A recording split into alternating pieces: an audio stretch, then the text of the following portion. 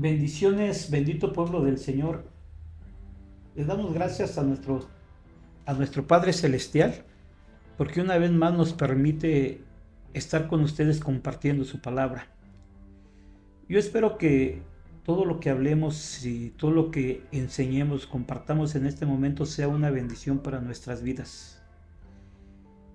La enseñanza pasada dimos una introducción del tema que estamos tomando. ¿Cuál es el tema? El Evangelio del Padre.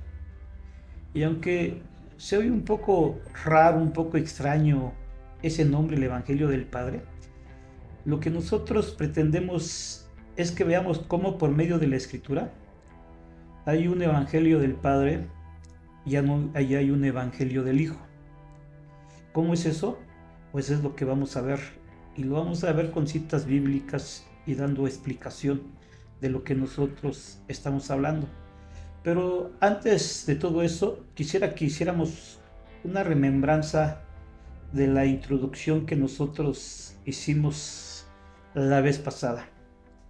Tomamos el versículo de 2 de Corintios capítulo 11, del verso 1 al 4, el cual el apóstol Pablo les escribe a la iglesia de Gálatas, advirtiéndoles que así, dice que así como la serpiente engañó a Eva, así teme que nuestros sentidos sean engañados a la devoción que debemos de tener con el Mesías. Pero en el versículo 4 les dice, porque si alguien viene y predica a otro Jesús, a quien no hemos predicado, o recibís un espíritu diferente que no habéis recibido, o aceptáis un evangelio distinto que no habéis aceptado, bien lo toleráis. Y decíamos que es algo tremendo, que lo que el apóstol Pablo les dice a la iglesia de Corintios aproximadamente hace 2000 años, que a pesar de 2000 años transcurridos, todavía en este tiempo pueda pasar eso. ¿Cómo es eso? Pues aquí lo dice bien claro, así como la serpiente engañó, ¿verdad? Entonces vemos que la serpiente usa el engaño para desviarnos de ese propósito que tenemos en Cristo Jesús. Y dábamos algunas citas bíblicas y decíamos que una de las luchas que tuvo el apóstol Pablo en ese tiempo era combatir aquellas extrañas doctrinas, aquellas falsas doctrinas, diferentes doctrinas como él las nombra, a través de esas cartas que les escribía. Aquí vemos que en esta carta que les escribe a los de Corintio, les advierte que pueden recibir otro evangelio. Y lamentablemente eso pasó en aquel tiempo y sigue pasando en nuestros tiempos. Le dice a Timoteo que tenga cuidado y que encargue que gente de ahí misma que se congregaba con ellos en esa iglesia, que no enseñara doctrinas diferentes. Y veíamos el contexto a cuáles doctrinas se refería. De igual manera le dice lo mismo a Tito. Y veíamos de la misma manera a qué doctrina se refería. Pero a los Gálatas les es muy enfático lo que les dice. Gálatas capítulo 1, versículo 6, le voy a dar lectura. Me maravillo de que tan pronto hayáis abandonado al que os llamó por la gracia de Cristo para seguir un evangelio diferente, que en realidad no es otro evangelio, solo que hay algunos que os perturban y quieren pervertir el evangelio de Cristo. Pero si aún nosotros o un ángel del cielo nos anunciara otro evangelio contrario al que os hemos anunciado, sea anatema. Tremendo lo que les dice, ¿verdad? Que si alguien les anuncia otro evangelio, sea anatema. Y la palabra anatema quiere decir maldición, quiere decir maldito. Si alguien nos anuncia un evangelio diferente, sea maldito. Entonces vemos que es muy tremendo lo que el apóstol Pablo le dice a la iglesia de Gálatas. Pero yo quisiera que usted pusiera atención en este versículo y pensara un poquito en ello. Mire, dice, me maravillo de que tan pronto, estamos en el versículo 6, me maravillo de que tan pronto hayáis abandonado al que os llamó por la gracia de Cristo para seguir un evangelio diferente. Mire lo que le dice, pero mire lo que el versículo 7 dice, que en realidad no es otro evangelio. A ver, dice que es un evangelio diferente y luego dice que en realidad no es otro. ¿Sí capta lo que el apóstol Pablo escribe? ¿O es diferente o no es diferente o no es otro? ¿Cómo está eso? Se oye un poquito como raro, extraño, ¿verdad? Pero es algo que cuando nosotros entendamos esto que vamos a enseñar, yo creo que lo vamos a entender. Entonces eso fue parte de lo que nosotros comenzamos en este tema, una introducción para que usted se diera cuenta de que sí se puede recibir otro evangelio. Y nosotros, ¿cómo sabemos que no hemos recibido otro evangelio? ¿Qué seguridad nosotros tenemos? Si nosotros somos creyentes, somos cristianos, que solamente nos quedamos con lo que oímos, si no vamos más allá en cuestión de investigar, checar lo que nosotros oímos en nuestra congregación, en nuestra iglesia, si nosotros no somos aquellos que tenemos hambre de la palabra y escudriñamos, pues posiblemente sí nos logren engañar y podamos recibir otro evangelio. Mire, de igual manera, nosotros como cristianos tenemos la idea de que el evangelio se viene a predicar a través de nuestro Señor Jesucristo, y de hecho Él empieza su ministerio, dice en Mateo 4:23, dice que Jesús iba predicando en las sinagogas, iba predicando que creamos en el evangelio del reino, ¿sí? Entonces Él, cuando empezó su ministerio, empezó a predicar el evangelio. Ahora, yo creo que usted sabe qué quiere decir la palabra evangelio, ¿sí? El evangelio, en su significado más común, quiere decir buenas nuevas, buenas noticias o hasta una buena predicación. Eso es lo que quiere decir la palabra evangelio, que viene del griego evangelium. Pero cuando yo le digo que nosotros creemos que el evangelio se predicó a partir de cuando vino nuestro Señor Jesucristo, creo que nosotros no hemos reparado en que no es así. El evangelio ya se conocía desde mucho antes de que viniera nuestro Señor Jesucristo. Ya se había predicado. Y mire, le voy a dar 2 versos para que usted los cheque y los revise y vea que es verdad lo que le estamos diciendo. Por ejemplo, mire, en Gálatas capítulo 3, versículo 8,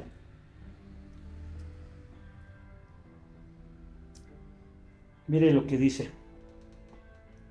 Y la escritura previendo que Dios justificaría a los gentiles por la fe, anunció de antemano las buenas nuevas a Abraham, diciendo: en ti serán benditas todas las naciones.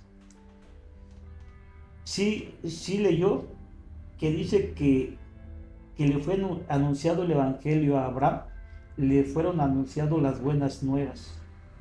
¿Y cuáles buenas nuevas fueron anunciados a Abraham? En ti serán benditas todas las naciones. Entonces vemos cómo el evangelio se le anunció a Abraham. Pero vamos a ver otro verso, que está en Hebreos capítulo 4, y le vamos a dar lectura desde el verso 1. Dice: por tanto, temamos, no sea que permaneciendo aún la promesa de entrar en su reposo, algunos de vosotros parezca no haberlo alcanzado. Porque en verdad a nosotros se nos ha anunciado la buena nueva como también a ellos, pero la palabra que ellos oyeron no les aprovechó por no ir acompañada por la fe en los que la oyeron. Entonces da cuenta cómo dice que a nosotros se nos ha anunciado la buena nueva. Entonces cuando el escritor de Hebreos dice a nosotros, ¿a qué se está refiriendo aquí? ¿Quiénes son nosotros? Pues obviamente que a los que les está escribiendo esta carta, ¿verdad? ¿A quién les escribe esta carta? Se le escribe a los hebreos que habían creído que Jesús era el Mesías. A ellos les escribe esta carta y les dice, a nosotros se nos ha anunciado la buena nueva, ¿verdad? A nosotros, a los que hebreos que habían creído que Jesús era el Mesías. Dice, como también a ellos. ¿Quiénes son ellos? Si nosotros leemos todo el contexto, y mire, y vamos al versículo 8, por ejemplo, dice, porque si Josué les hubiera dado reposo, Dios no habría hablado de otro día después de ese.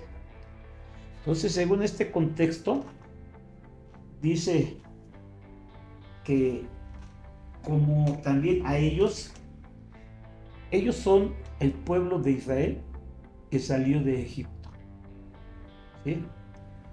Entonces, desde aquel tiempo al pueblo de Israel le fueron anunciadas las buenas nuevas, les fue anunciado un evangelio. ¿Sí? No sé si usted está de acuerdo conmigo, pero es aquí lo que estamos leyendo. A ellos, que es el pueblo de Israel que salió de Egipto, le fueron anunciadas las buenas nuevas. Y sabemos que las buenas nuevas es el evangelio. Entonces vemos que el evangelio no fue a partir de nuestro Señor Jesucristo, sino que todavía es mucho más atrás que se predicaron esas buenas nuevas, esas buenas noticias. ¿Sí? Ahora, sabiendo esto y entendiendo eso, que el evangelio no lo vino a traer nuestro Señor Jesucristo, no lo vino a anunciar por primera vez, entonces nosotros podemos entrar al tema que es el evangelio del Padre. Y para eso vamos a tomar una cita que está en Marcos capítulo 1 versículo 15.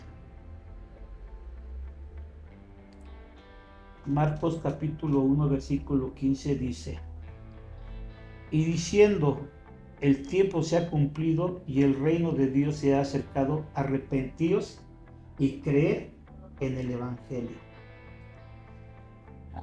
El tiempo se ha cumplido, el reino de Dios se ha acercado, arrepentíos y creed en el evangelio. Yo creo que usted ha leído muchas veces este versículo y alguna vez usted se ha preguntado ¿qué tiempo se cumplió? Sí se ha preguntado ¿qué tiempo se cumplió? Porque el Señor Jesús les dice, el tiempo se ha cumplido, el reino de Dios se ha acercado, cree en el evangelio. Ahora, aquí vamos a entrar a algo muy, muy importante y yo le pido que ponga mucha atención de lo que vamos a hablar. Nosotros decimos, y hace rato lo comentamos, ¿verdad? Que la palabra evangelio es una palabra griega, que su significado quiere decir buenas nuevas, buenas noticias o una buena predicación, ¿sí?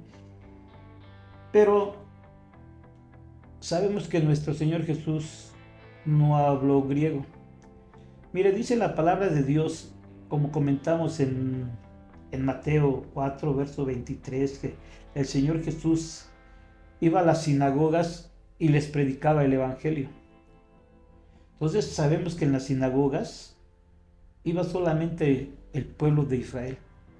Obviamente que iban prosélitos e iban temerosos de Dios también, pero los prosélitos habían hecho su conversión al Dios de Israel. ¿Y cómo hacían su conversión los prosélitos? Pues guardando Torah, circuncidándose, guardando tradiciones, fiestas, etcétera. Se hacían judíos, sino así los temerosos de Dios. Pero los temerosos de Dios también habían creído en el Dios de Israel y se habían alejado de la idolatría. Esa era en gran parte la diferencia. Entonces, la palabra que Jesús les hablaba y les decía, creen en el Evangelio, como sabemos que nuestro Jesús no les fue a hablar por lo menos en la sinagoga en griego, sino les fue a hablar en hebreo. Entonces sabemos que de sus labios no salió la palabra Evangelio. Y si usted revisa y se ha dado cuenta, usted no va a encontrar la palabra Evangelio en todo el Antiguo Testamento. Usted no va a encontrar esa palabra Evangelio, usted va a encontrar buenas nuevas. Pero no va a encontrar la palabra Evangelio por lo mismo. Entonces, si de los labios de nuestro Señor Jesús no salió la palabra Evangelio, ¿qué palabra salió de sus labios? ¿Cuál es la palabra que está atrás, la palabra hebrea que está atrás de esta palabra griega Evangelio? Mire, algunos dicen que es la palabra besorá, otros dicen que es la palabra mesorá, pero algunos estudiosos dicen que no pudo ser la palabra besorá, porque la palabra besorá no solamente quiere decir buenas nuevas, sino que también se podría entender como malas noticias. Entonces podría usar esa palabra para estas dos noticias, unas buenas y otras malas. Entonces dicen que la palabra que está atrás de esta palabra evangelio, la palabra hebrea, que la palabra que salió de los labios de nuestro Señor Jesucristo fue la palabra Masorá. Y mire, cuando llegó el Señor Jesucristo, predicaba, y como nosotros sabemos que Él solo vino al pueblo de Israel, Él mismo lo dijo, yo he sido enviado solamente a las ovejas perdidas de la casa de Israel. Él interactuó con muy pocos gentiles, con muy poca gente que no era del pueblo de Israel, porque Él fue enviado al pueblo de Israel solamente. Entonces cuando Él predicaba, por lo regular solamente le predicaba al pueblo de Israel. Entonces imagínese usted, si Él les decía, creed en el Evangelio, todos los que lo oían, todos los judíos, sabían a qué se refería. Entendían esa palabra que Él les estaba hablando, esa palabra Masorá. El pueblo sabía a qué se refería a Él. Él no les iba a hablar una palabra que ellos no entendieran, sino Él les iba a hablar una palabra que ellos entendieran perfectamente. Y esa palabra Masorá, el concepto de esta palabra es un concepto que tiene que ver con el término político, con el término monárquico y con el término religioso. Masorá se refiere a una cadena de promesas que Dios les había dado desde Moisés al pueblo de Israel. Una cadena de tradiciones, de promesas relacionadas con este término, con el término político, con el término monárquico y con el término religioso. Entonces cuando viene nuestro Señor Jesucristo y les dice, el tiempo se ha cumplido, el reino de Dios se ha acercado, arrepentíos y creed en la Mesorá. ¿Sí? Lo que le estaba diciendo, creer en las promesas que Dios les ha hablado, ¿sí? A partir de Moisés y fueron transmitidas oralmente por los profetas, por los ancianos, hasta llegar al tiempo de nuestro Señor Jesucristo, cuando les vino a predicar y a decir que esas promesas habían llegado. Entonces usted ahí puede entender por qué les dice: el tiempo se ha cumplido. ¿El tiempo de qué se ha cumplido? El tiempo de que Dios cumpliera esas promesas, pero aquí hay algo muy importante. ¿Cómo las iba a cumplir? A través de la persona de nuestro Señor Jesucristo. ¿Sí? Y usted sabe que, por ejemplo, la palabra arrepentir, porque le dice arrepentíos y creen en el Evangelio, esa palabra tiene un significado que también quiere decir retornar, volver, retornar, ¿sí? Entonces le estaba diciendo: retornen, ¿sí? Aquellas palabras, acuérdense de aquellas palabras que les fueron dicho por los profetas, que les fue dicho por Moisés, por los ancianos. Retornen a eso. ¿Por qué? Porque el tiempo de cumplir esas promesas se ha llegado. Entonces vemos nosotros cómo esta palabra, este concepto hebreo de evangelio, es algo muy distinto al que se manejaba en el Nuevo Pacto, el evangelio que vino a predicar Pablo. Mire, nosotros, si usted le pregunta a su hermano de fe, o no sé si usted que es creyente esté con otra persona, un hermano que es creyente, pregúntele usted qué entiende por evangelio. Pregúntele: para ti, ¿qué es el evangelio? Y yo creo que lo más seguro es que nos digan: es que el evangelio es que el Señor Jesucristo ha venido, ha muerto por nuestros pecados, ha resucitado para nuestra justificación y ahorita está sentado a la derecha del Padre. ¿Por qué? Porque yo soy pecador y yo no tenía perdón, sino que Él vino, cargó con mis pecados, murió en la cruz y ahora soy salvo. ¿Verdad que es algo similar a lo que nosotros pensamos que es el evangelio? Es algo similar a la respuesta que preguntaríamos a algún hermano sobre qué es el evangelio. Pero mire, en ese tiempo que vino el Señor Jesucristo, si les preguntaban qué es el evangelio, ellos no le iban a decir esa respuesta: es que el Mesías murió por nuestros pecados, porque el Señor Jesucristo todavía no iba a la cruz. ¿Sí me estoy explicando? El Señor Jesucristo no predicó abiertamente el perdón de los pecados por medio de Él. ¿Sí? Entonces, es algo que los judíos no iban a contestar, ¿sí?, sobre un concepto del evangelio. El concepto del evangelio, lo que ellos tenían, les repito, eran las promesas que Dios les había prometido.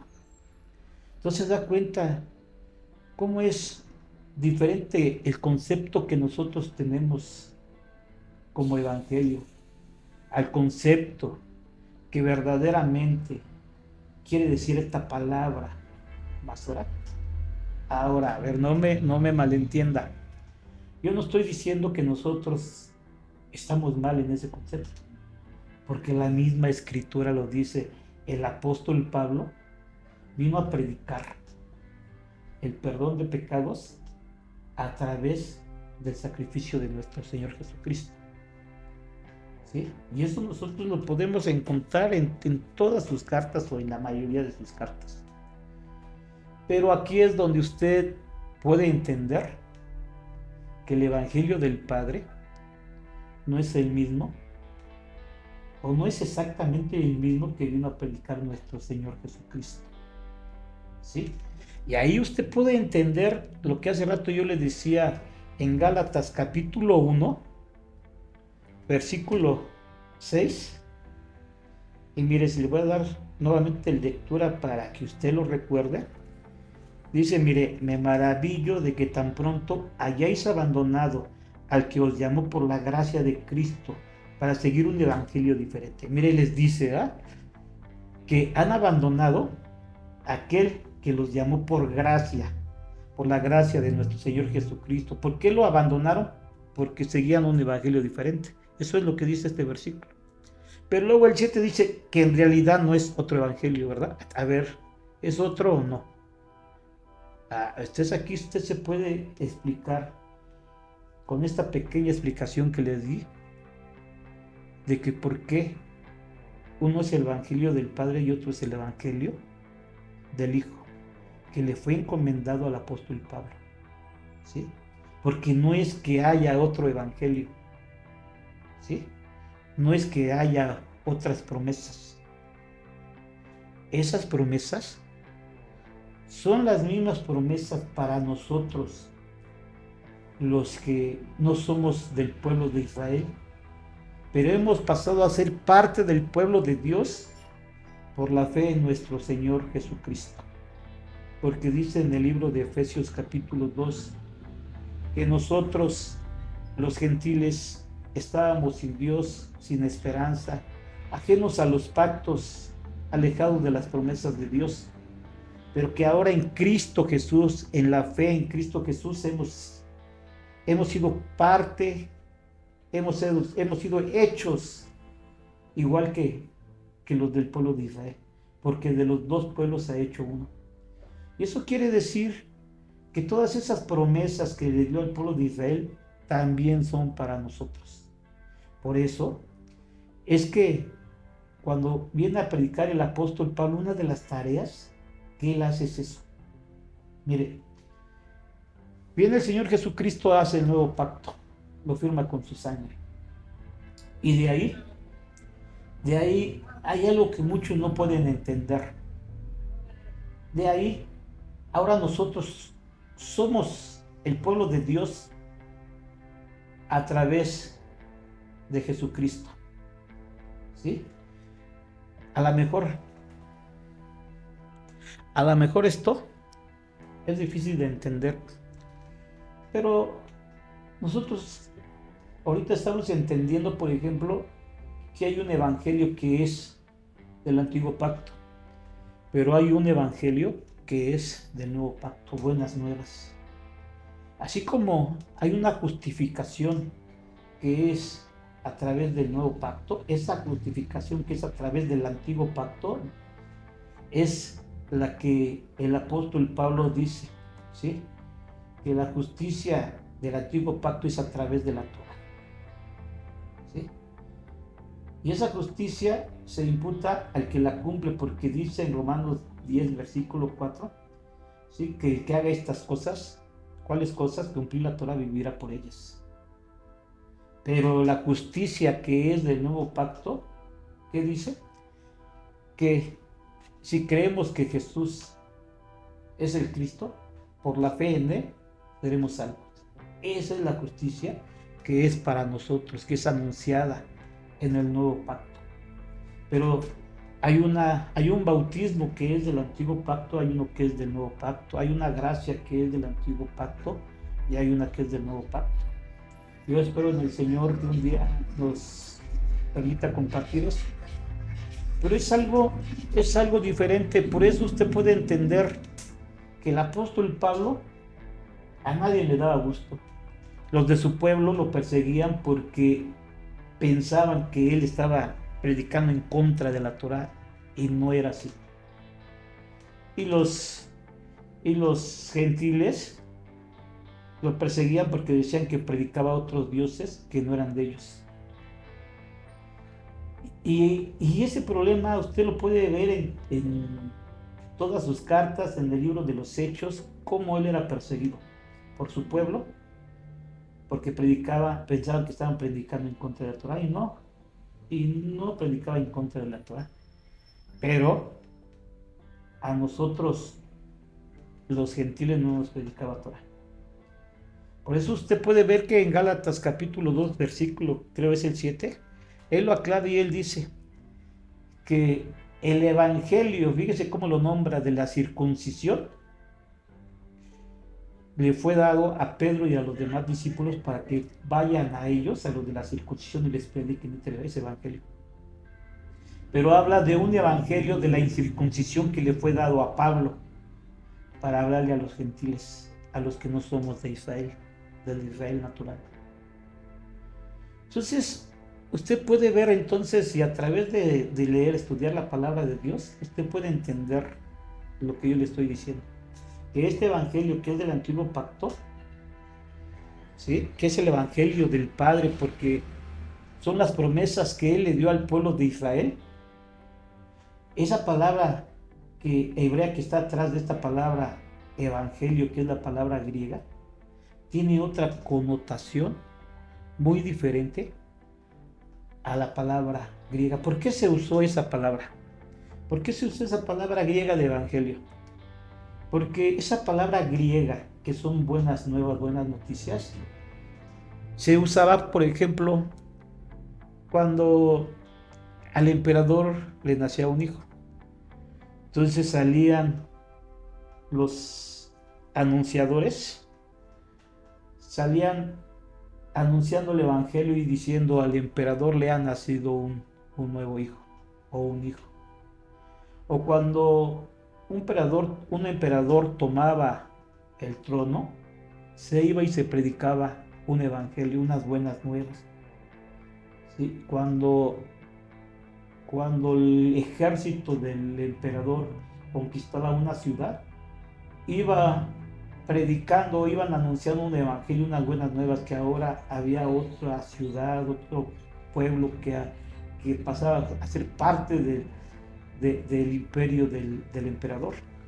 Entonces, con base en eso, en esa similitud que hay en esas buenas nuevas, por eso fue que esa palabra de evangelio se tomó, ¿sí?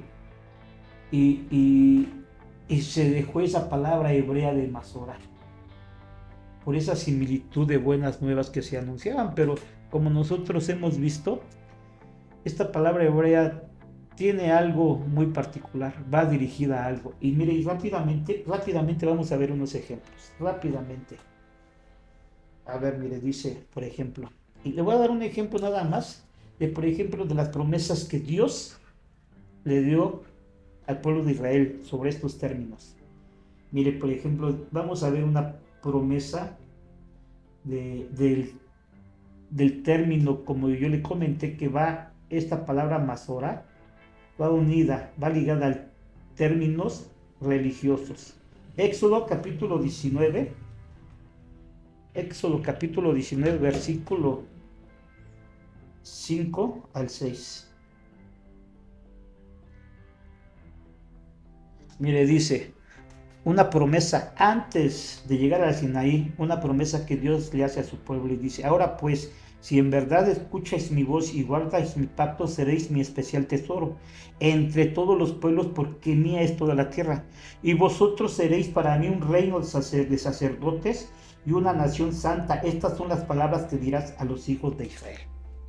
Entonces ve que la promesa de Dios que le hace al pueblo de Israel está ligada al sacerdocio.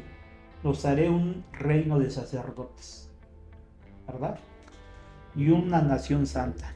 Y vemos que Dios no ha cumplido esa promesa, porque Dios no hizo un reino de sacerdotes. Tomó una de las 12 tribus, que fue la tribu de Leví, y los hizo sacerdotes, ¿sí? Entonces, ¿qué quiere decir? Que esa promesa se va a cumplir también en nosotros, que Dios va a ser un reino de sacerdotes, y entre ellos vamos a entrar nosotros. Ahora, ¿cómo es que los iba a hacer una nación santa, una nación apartada?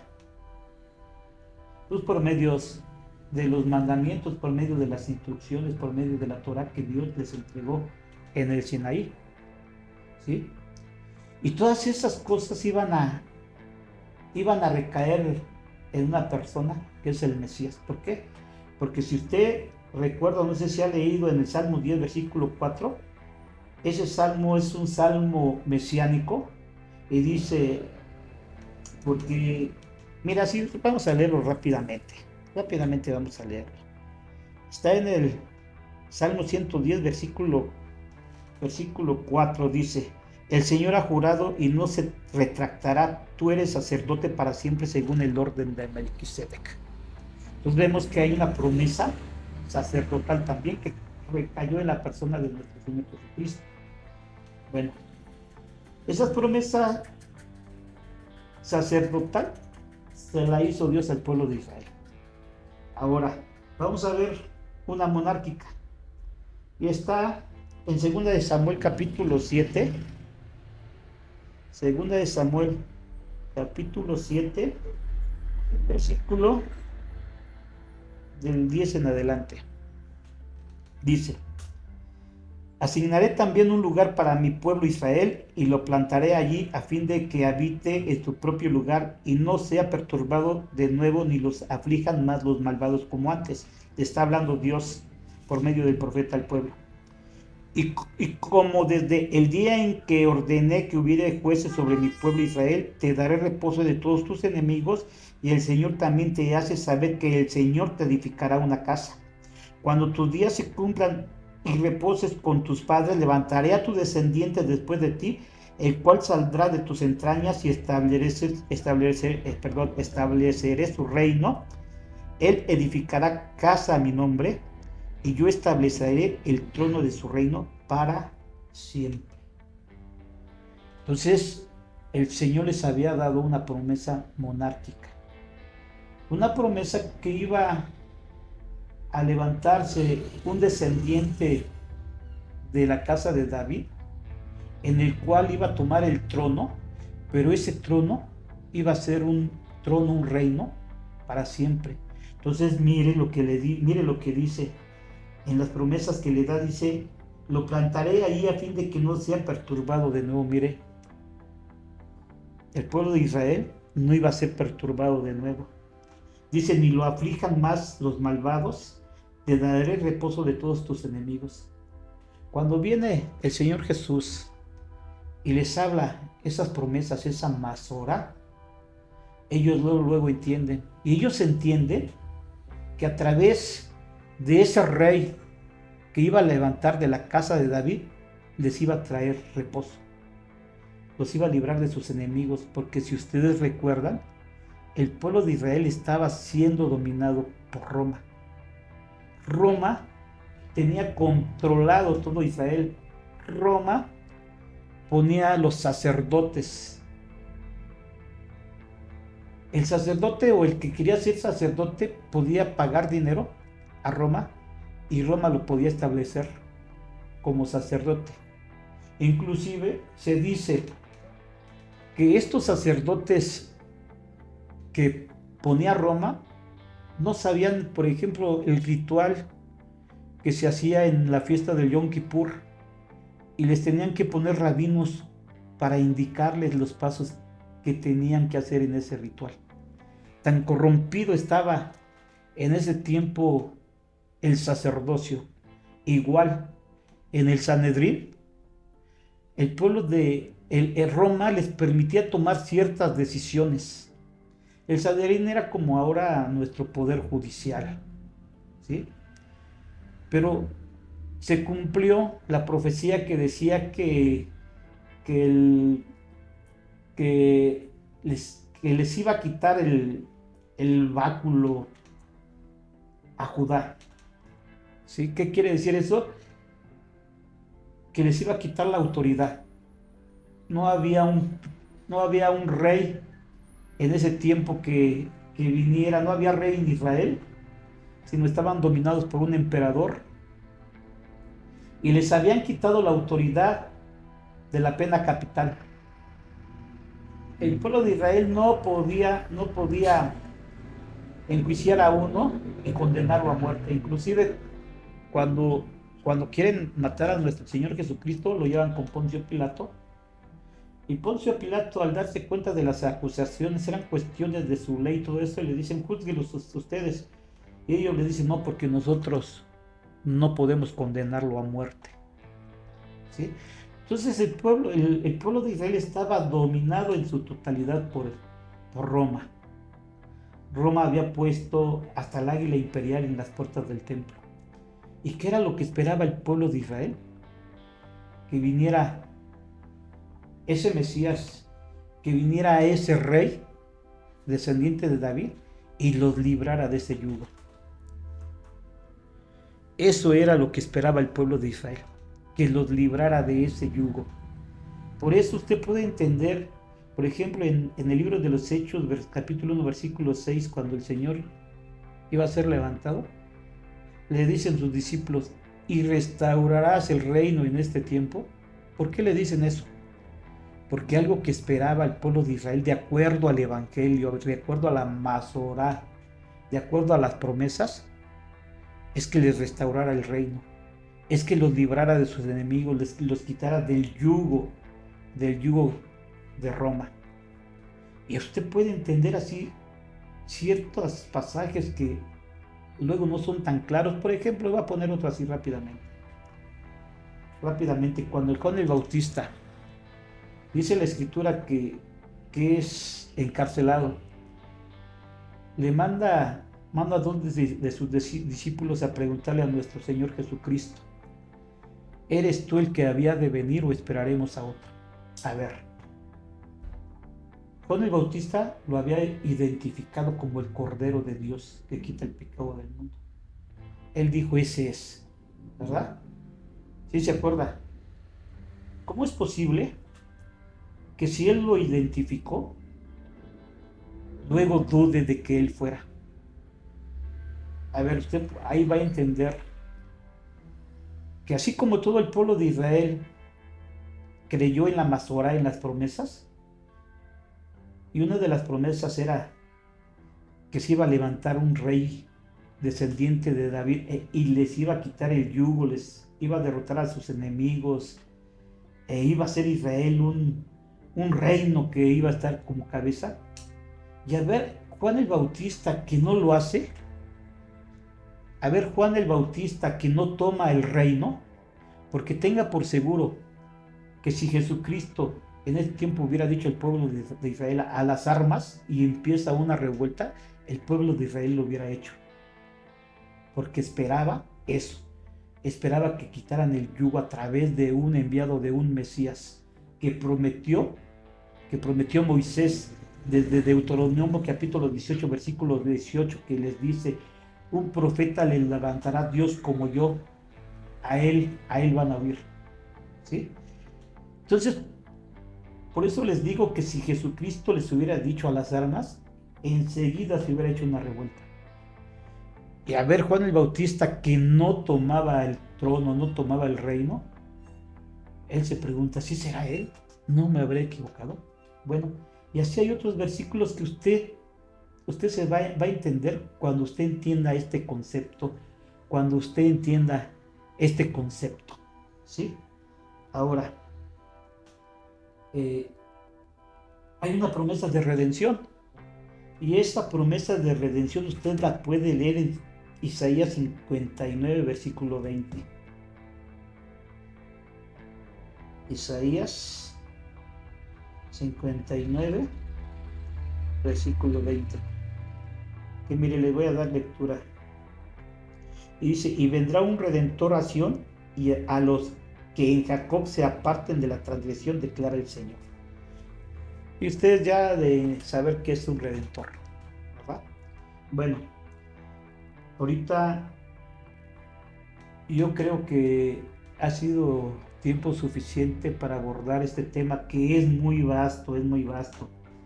Yo lo traté de resumir lo más que pude, lo más que puedo, porque si no aquí nos tardaremos demasiado para seguir explicando versículos, seguir poniendo una base a todo esto que estamos aquí compartiendo con ustedes. Nos tardaremos demasiado, ¿sí? Pero le dejo este versículo de Isaías 59, versículo 20, para que usted lo vea, lo lea, y para que, por ejemplo, por último, eso fue lo que, por ejemplo, en el capítulo 13 de Hechos, no recuerdo el versículo, pero usted lo puede encontrar ahí, Hechos capítulo 13, dice la palabra de Dios que entra Pablo a una sinagoga y les empieza a predicar y por último les dice, y de todos los pecados que no podían ser perdonados por la ley de Moisés, ahora en Cristo Jesús, por la fe en Cristo Jesús, esos pecados son perdonados. ¿Cuáles eran los pecados que no podían ser perdonados en la ley de Moisés? Los pecados de muerte. Y ese Redentor viene con esa promesa de que esas transgresiones que no podían ser perdonadas por la ley de Moisés, Él nos iba a mandar un Redentor, que a través de la fe en Él podíamos ser perdonados por esos pecados que no tenían perdón en la ley de Moisés. Bueno, yo les agradezco que hayan escuchado, que hayan puesto atención. Una vez más los invito a que investiguen, a que revisen, a que no solamente digan eso no es así, sino que ustedes revisen, ustedes les he dado versículos para que ustedes lo investiguen, los estudien, ¿sí? Y para la próxima vez vamos a tomar el Evangelio del Hijo y vamos a hablar un poquito de él. Digo un poquito porque les comento que es muy vasto esto, ¿sí? Y mi propósito es que ustedes entiendan lo que verdaderamente enseña la Escritura, ¿sí? Que nosotros no nos quedemos con lo que hemos oído, sino que avancemos y no solamente en conocimiento, ¿verdad? Sino que avancemos en todas las áreas de nuestras vidas, crezcamos en todas las áreas de nuestras vidas. Ahorita esto es doctrina, ¿sí? Y yo espero cambiar de doctrina a predicación en próximas reuniones que tengamos. Yo les doy gracias y no me despido de ustedes, sino les digo hasta luego.